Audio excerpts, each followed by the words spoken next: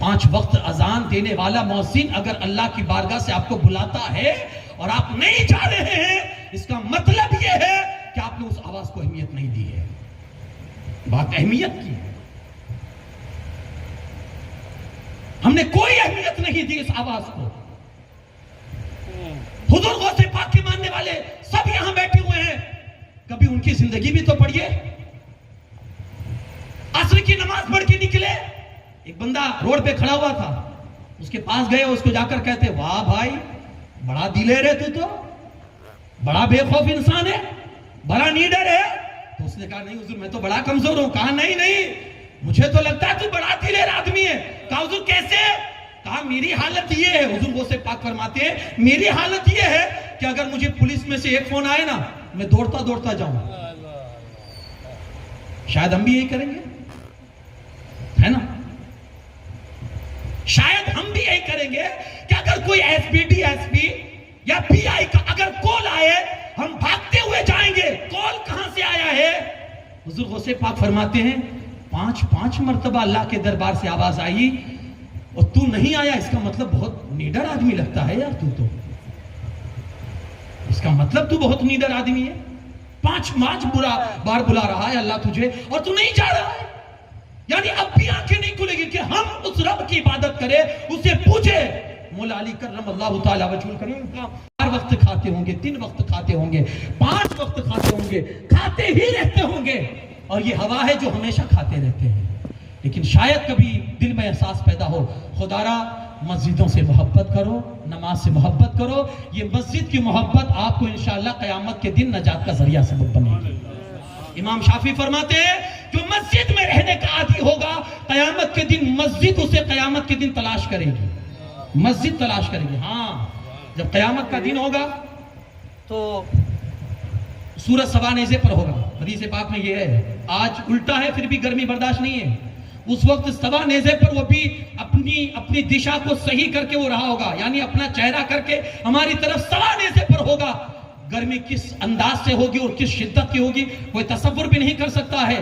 حدیث میں ہے ایسے موقع پر بھی اللہ کچھ بندوں کو اپنے عرش کا سایہ نصیب فرمائے گا، کچھ بندوں کو اپنے عرش کا سایہ دے گا۔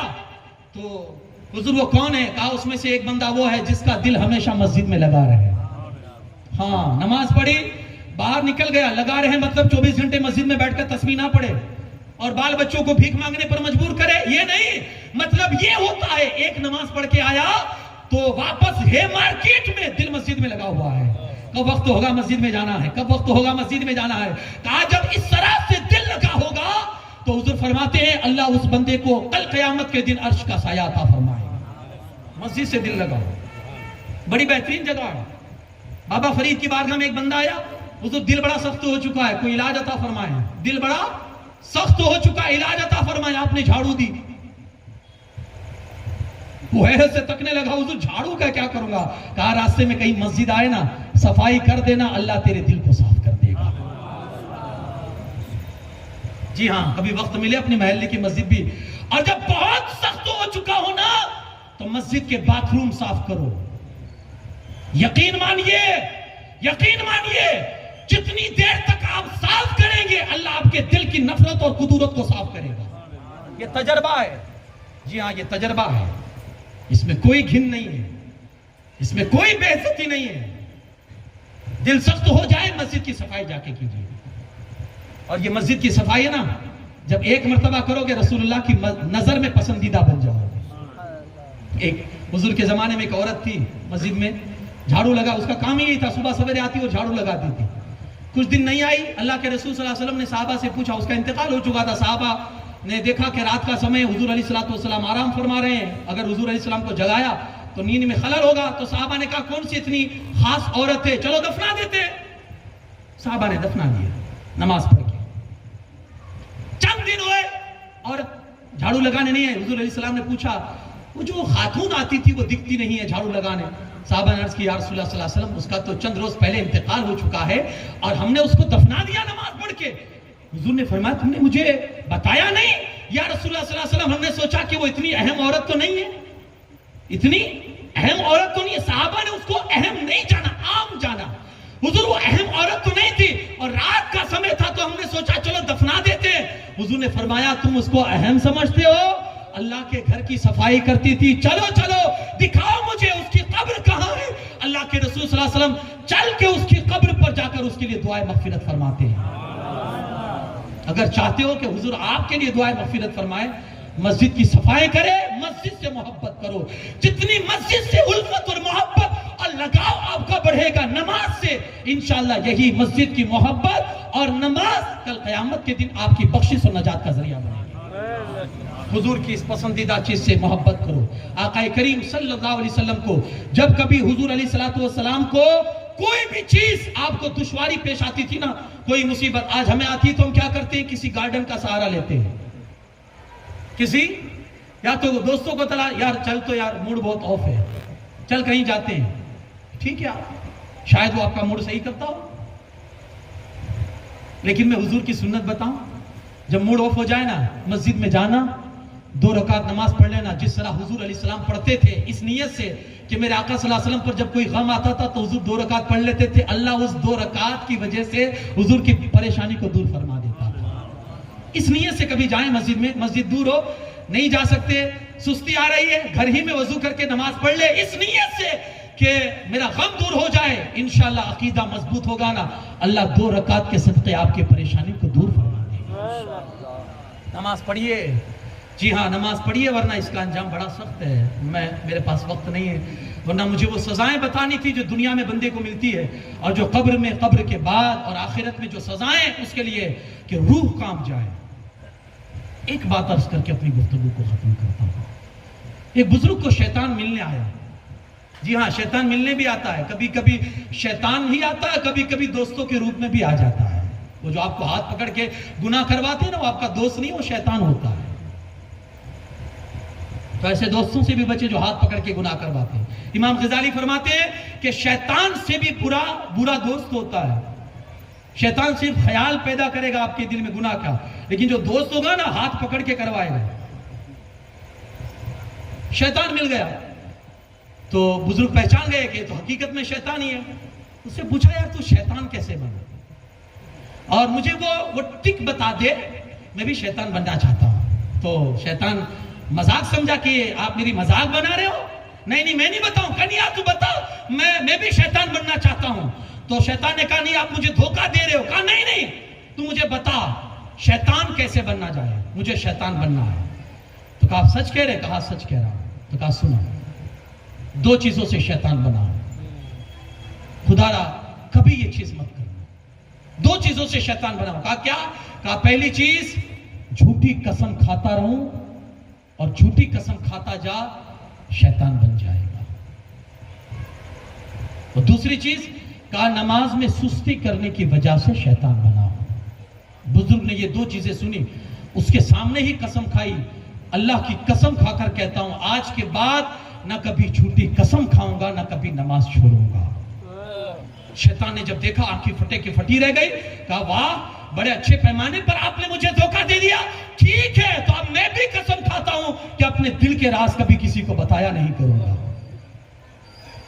شیطان بنا کس وجہ سے؟ جھوٹی قسم اور نماز میں سستی کرنے۔ خدا را محبت کیجئے آپ حضور سے اور حضور کی پسندیدہ چیز سے۔ خوشبو بھی میرے آقا کی پسندیدہ چیز، حضور کی عورتیں بھی حضور علیہ السلام کی پسندیدہ چیز، اور نماز بھی حضور علیہ السلام کی پسندیدہ چیز۔ یہ پسند ہمیں ہونی چاہیے۔ اپنی آخرت کو سنواریے، نماز پڑھیے، نماز کے قریب آئیے، انشاءاللہ اللہ آخرت بھی سنوار دے گا، اور اللہ یہ دنیا بھی اللہ آپ کی آباد اور شاداب کر دے گا۔ اللہ پاک کہنے سننے سے زیادہ عمل کی توفیق عطا فرمائے۔ اگر کملی والے رحمت نہ ہوتی، اگر کملی والے کی رحمت نہ ہوتی تو قسمت کے ماروں کا کیا حال ہوتا۔ رسول خدا کا سہارا ملتا، رسول خدا کا سہارا ملتا تو ہم بے سہاروں کا کیا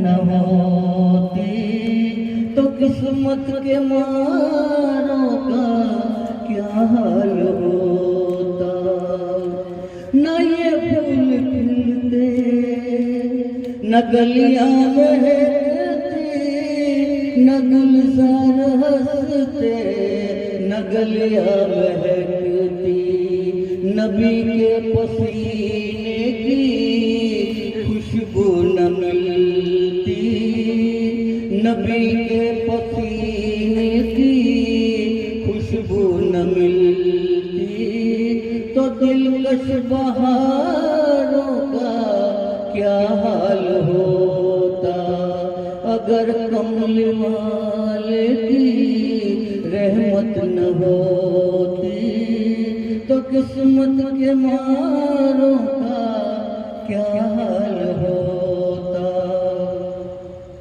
محمد کا جلوہ ہے جلوہ خدا کا، محمد کا پردہ ہے پردہ خدا کا، اگر آپ آ جاتے پردے سے باہر، اگر آپ آ جاتے پردے سے باہر، تو پھر جانداروں کا کیا حال ہوتا، اگر کملی والے کی رحمت نہ ہوتی، تو قسمت کے ماروں کا کیا